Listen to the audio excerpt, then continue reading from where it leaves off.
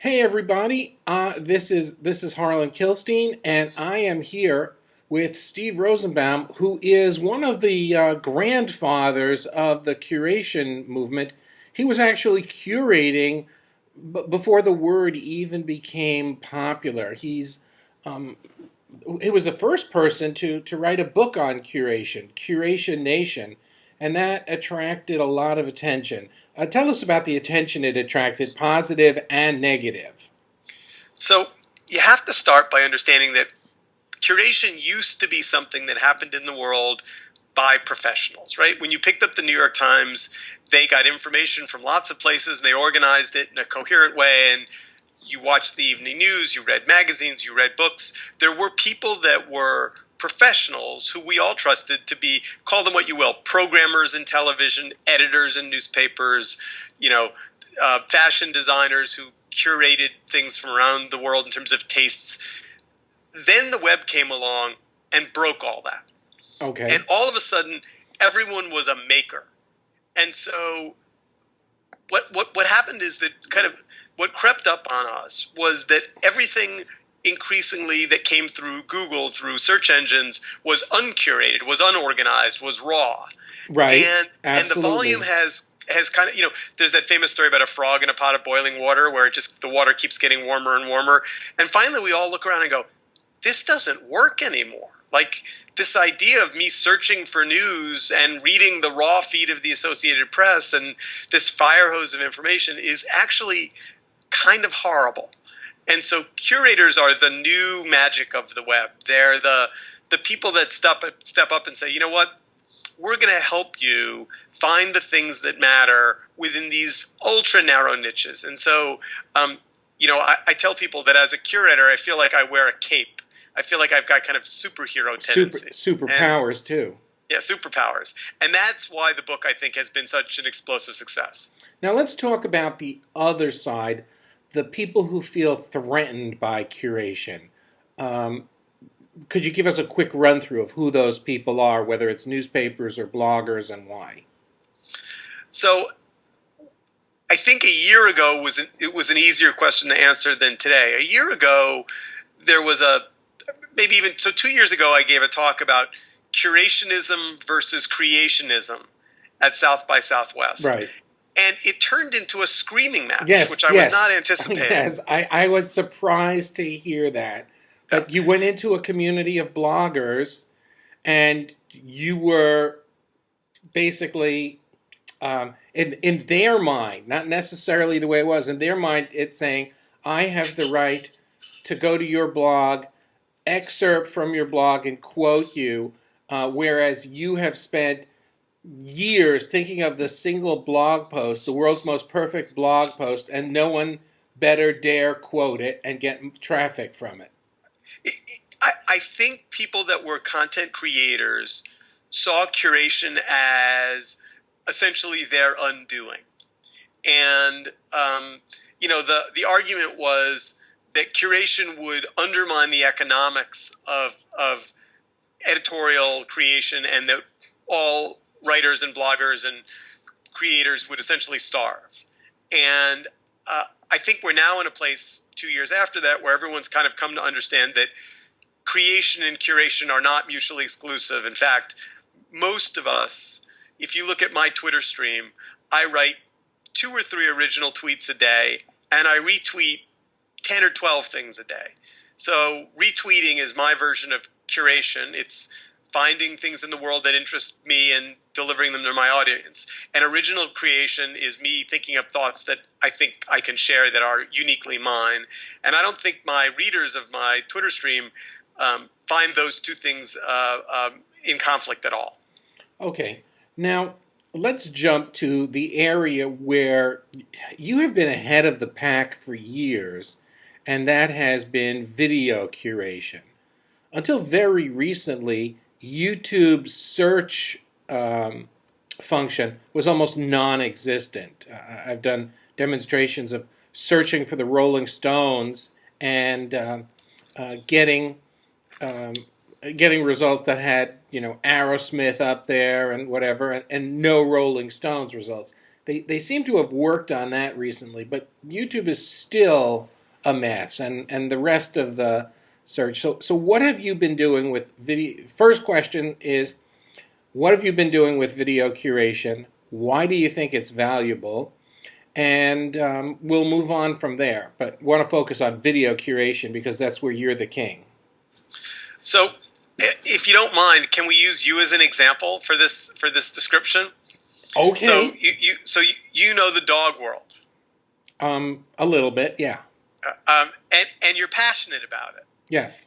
And so what does that mean? It means that if I said to you, here's 300 videos tagged treeing walker coonhound, you'd be able to say, without much effort, yeah, there's 300 random videos shot on people's cell phones, but here are the 10 that tell you what you need to know about that breed, about that breed's behavior, about what the appropriateness of that breed for certain environments. You would be able to bring your intellectual ability to a big noisy collection and very quickly filter out of it with an editor's eye a much smaller, narrower strip of content that audiences would highly value. And so the difference between uncurated content and curated content is that human layer at the very end of the funnel, at the pointy end of the funnel, is the difference between popular videos, which could be extraordinary but might not necessarily be informative, and someone being able to say,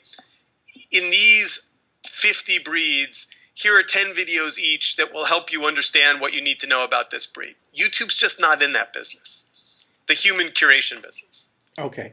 So I go ahead and I curate, coon hounds or the best ways of training your lab or your how to train your pit bull to lick old ladies who are crossing the street.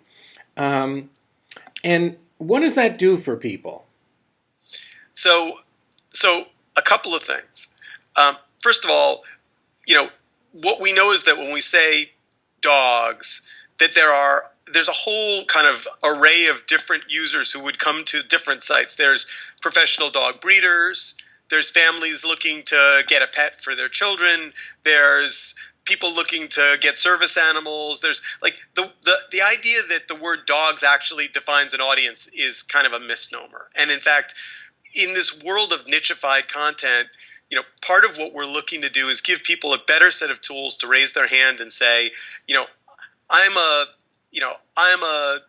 breeder and I'm looking to talk to other breeders about the challenges of, dealing with hybrids in the world of professional breeders or whatever the focus might be.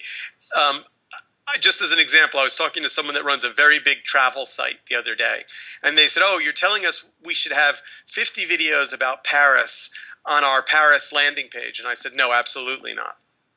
And they looked at me quizzically and said, "Why not?" And I said, "When someone is looking for videos, they're not looking for Paris videos. They're looking for Paris for a honeymoon, or Paris with teenagers, or Paris for art lovers, or Paris for foodies." If you take curation down one level narrower than just the keyword search and say, here's 10 videos for art lovers about a first trip to Paris, all of a sudden those videos become highly valuable. So we're talking about curation with purpose. So let's say I have a travel blog and I'm going to Paris for the first time, and a page like 10 must-see videos for what you must see in Paris on your first visit would be awesome. But the key word in that sentence is first visit, right? Okay. Because nobody who goes to Paris the second time goes to the Eiffel Tower. Okay. So let me ask you a question. First, a very basic question, then we're going to come over to Magnify. Don't think we're going to get off this call without talking about Magnify. Yep. So how would you expect someone to find that page of,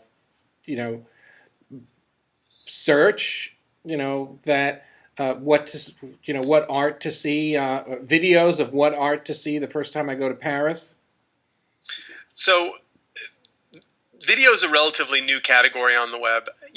When you look at the the uploads to YouTube, just an example of kind of the volume of video growing on the web, YouTube is now seeing 72 hours of video uploaded every minute. Right. And what that means, by the way, from a user perspective, is if tomorrow morning you woke up and said, I'm going to watch everything that was uploaded to YouTube yesterday in order, it would take you 8 years consecutively without sleeping. Nice. That's the volume of video that was uploaded. I have a new goal in life. Yeah. It's actually staggeringly overwhelming. So I think people find, for some number of existing bloggers, the question is, I get the sense that the audience is moving to video. I maybe make 1 video a week or 2 videos a week. I know that's not enough.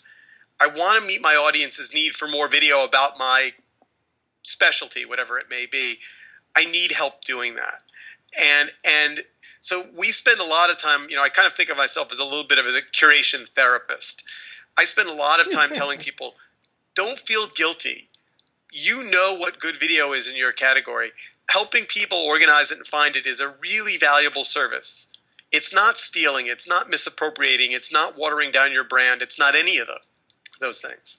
Now, as part of doing video and curating and possibly finding videos that are out there, do you want to encourage a lot of involvement with the videos, even though they're not yours? For example, in the dog world, there's a young girl, and she trains her dogs. Her name, it's Jessie the Jack, and her videos are unbelievable. I mean, the dog cleans house for her, goes out and gets the dog that would probably like chauffeur her around on a date if she wanted. Do you want to see people commenting on that off YouTube? I mean, if you take them to your site, do you want to encourage that? Do you want to build involvement? So the answer is yes. And here's, I think, the thing that people are beginning to come to understand. So Jessie has her video, and on YouTube she has her fans, and she probably has a bunch of other places. But within your audience, you reach a different kind of dog owner than she does. So your audience may want to talk about her videos with an entirely different lens and conversation than the YouTube audience or her website's audience. And so a single piece of content can live in multiple places and spark different kinds of conversations. That's absolutely brilliant. That's brilliant. Yes, I got brilliant. You got brilliant. That's really Excellent. Good. So you want to encourage your own conversation, which ain't necessarily going to be the same one that that's going on YouTube, or of all of the insults, etc. In fact, YouTube's conversations are highly unacceptable, and they know it. We all know it. They tend to be sexist and crass and lowbrow, yes, and unmoderated. And often anonymous and lots of other things. So, what I would say is take a YouTube video, but bring your community's sensibility and, I assume, registered login and people who have, who aren't going to say things that are kind of, crass and disrespectful. Okay. But in a niche like dogs, boy, are they passionate. You put up a video about dogs and, especially if you put up something about someone abusing a dog, oh man, what will come out would, my mother would have washed my mouth out with soap for saying some of the things that these people will say. They're really passionate. I'm not against passion. I'm against conversations that aren't appropriate for the community. So let's get to kind of where I think, why I've come to this space and why I think it's my mission to evangelize for curated video.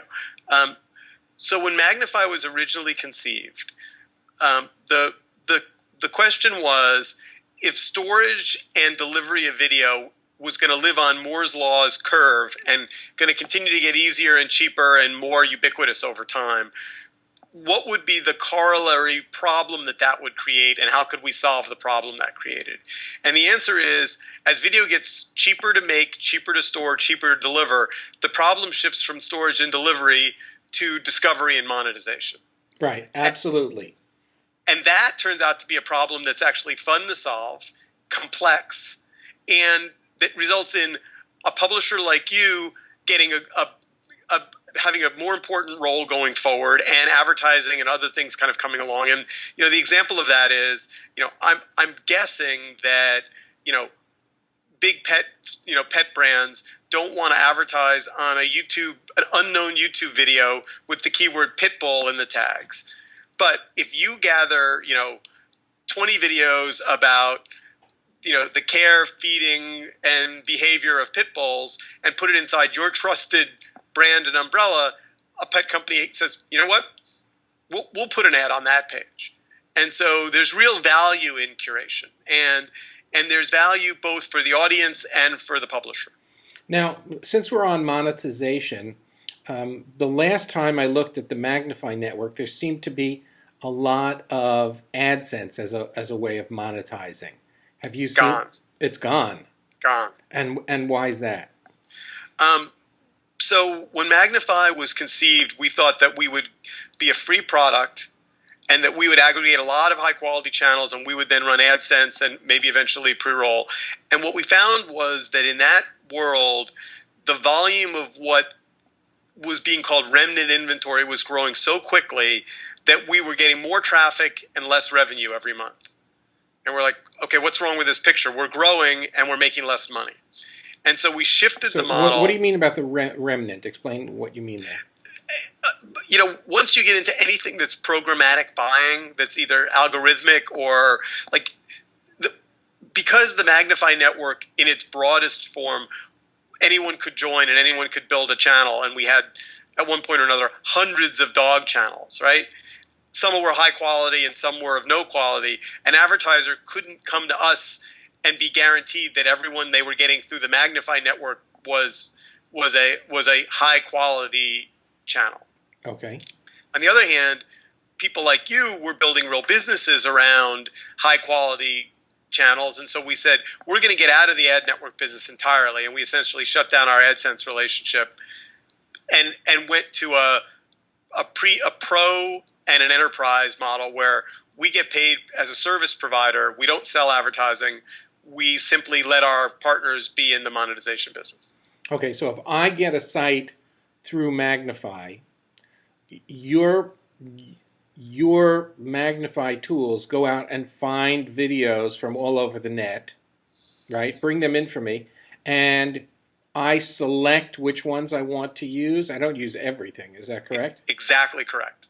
Now, here's what you may do. As the editor of your site, you might say, this girl, Jessie, you know what? She has a YouTube channel. She's awesome. She's 100% reliable. Whenever she publishes to YouTube, I'm going to automatically bring that into my site. I don't need to approve those videos. Okay. But then when there's some other people out there who I want to look at their brand names or their channels, but I want to be alerted when they publish, but I want to have a chance to look at them because I'm going to only publish every third one that they put up. So, if I have my own site, I can use Magnify? Correct. And pull everything in and approve. So Magnify in the last 9 months has gone stepped out from behind the curtain a little bit. So if you now look at Time Out New York, you'll see all their videos have a Magnify powered by logo on them, or New York Magazine, or TEDx, or the TED Talent Search, or a whole bunch of medical sites that are or Vibe Magazine. We're increasingly the power behind the best quality curated video websites. And so then the person, let's say use the Dogington Post as an example, okay, or any other dog site, and I get my videos through Magnify, and I curate them, and I add my own content to that. I discuss it. I'm not just publishing videos. Okay. So I'm adding value there. Then it's up to me to go out and find advertising, because you're saying the AdSense model is just not working. Well, your AdSense account might work fine. Right. but a share with Magnify was what we weren't okay. generating meaningful revenue.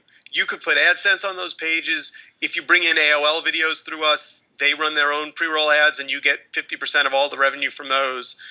You could go to Adapt TV and run pre-roll in front of any discovered content. I mean, there are lots of different ways to discover and revenue around video. When you bring in YouTube videos and the owner of the video has advertising, on the video, he's the one who's getting the credit if someone clicks on that ad.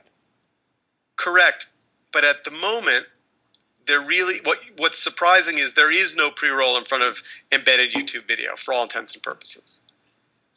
Okay. That may change, but we've yet to see any. Okay, so very interesting. But they could go to that and whatever. So far in all of my experiences with YouTube, I haven't really seen an ad that made me want to click on it, and just kind of, it's not a good model there. Okay, so where do you see video curation going?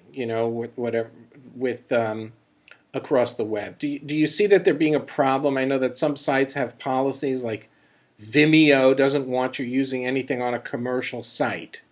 How does that work with Magnify?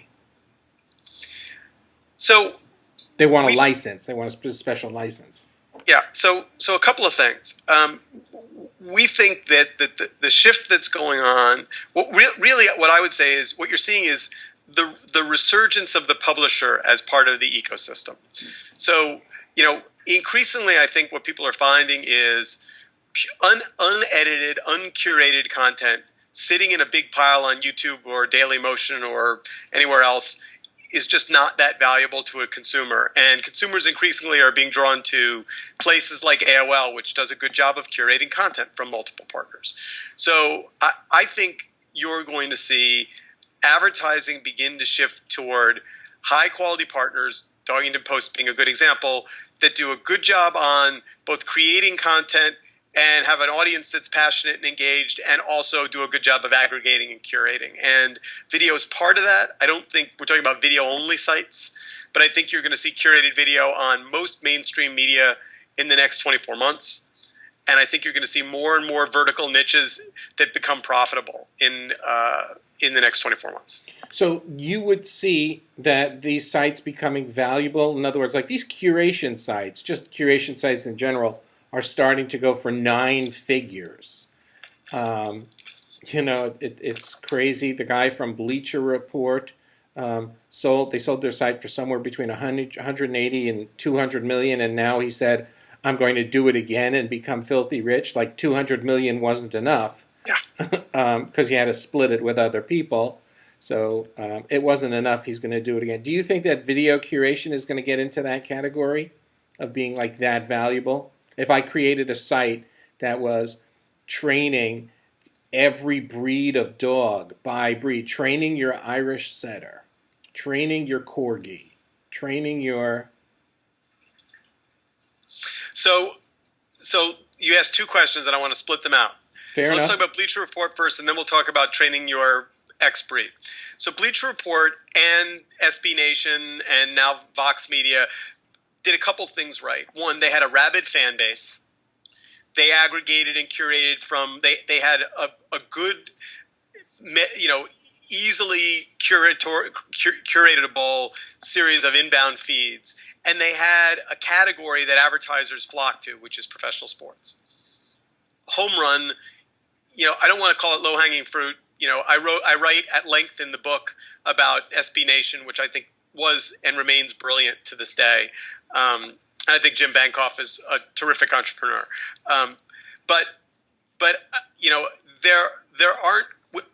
That was still a mass media play. They aggregated big media property communities. They did a great job. I think that when you get to any vertical that's nichier than that, whether it's dogs or skiing or mountain climbing or vegan cooking, I wouldn't be counting on a $200 million exit.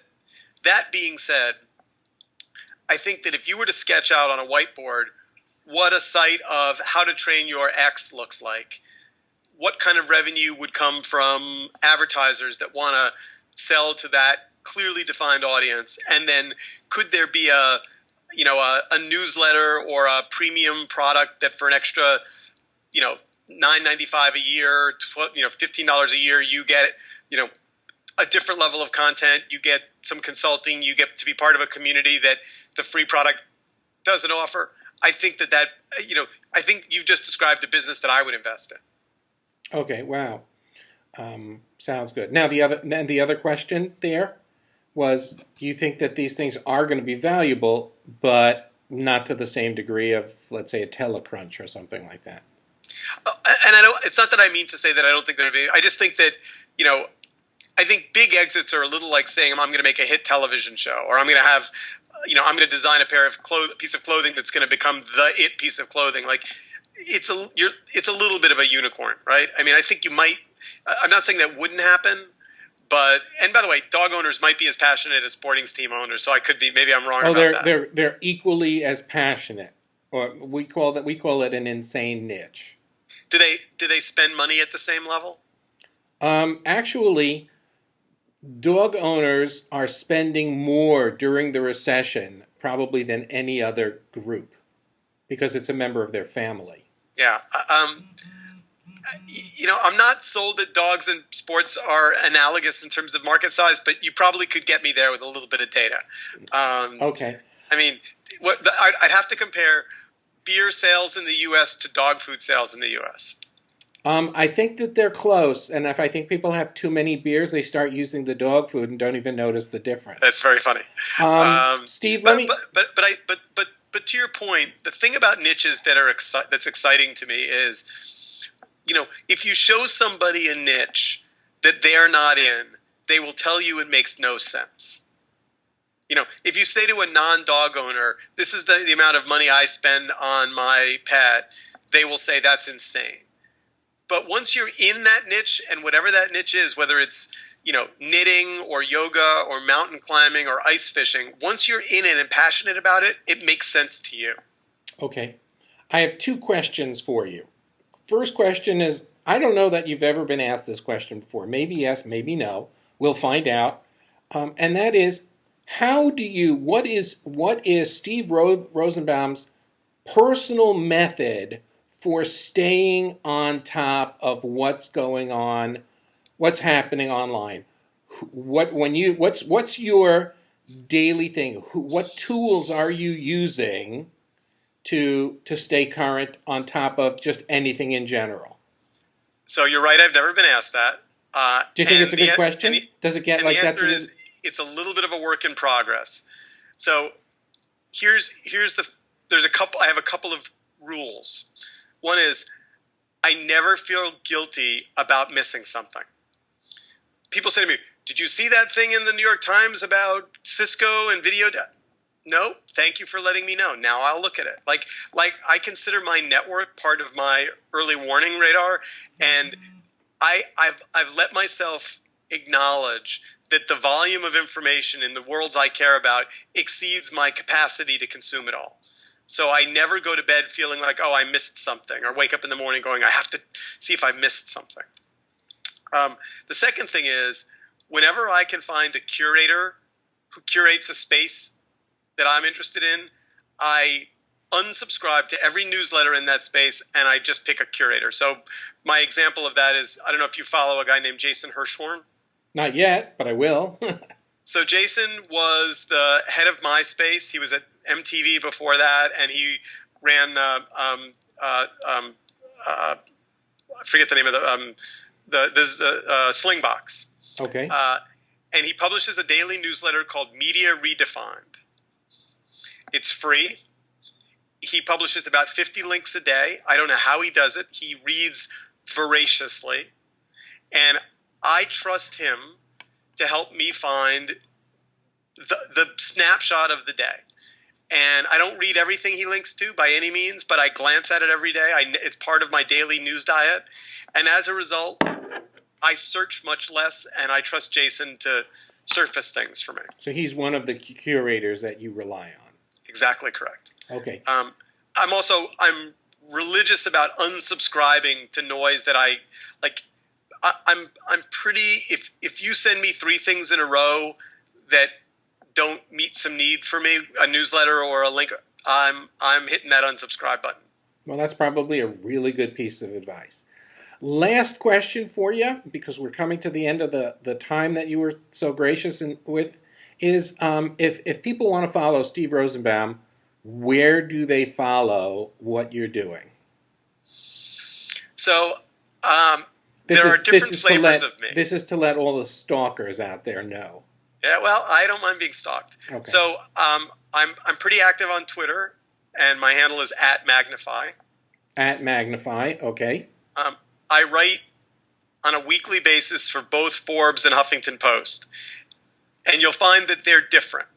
My Forbes writing is more about kind of trends in startup land, and my Huffington Post is more focused on technology and what's going on in the New York tech scene. Sometimes I cross-post there. Occasionally I write for Fast Company and Mashable, but those two are my kind of big outlets.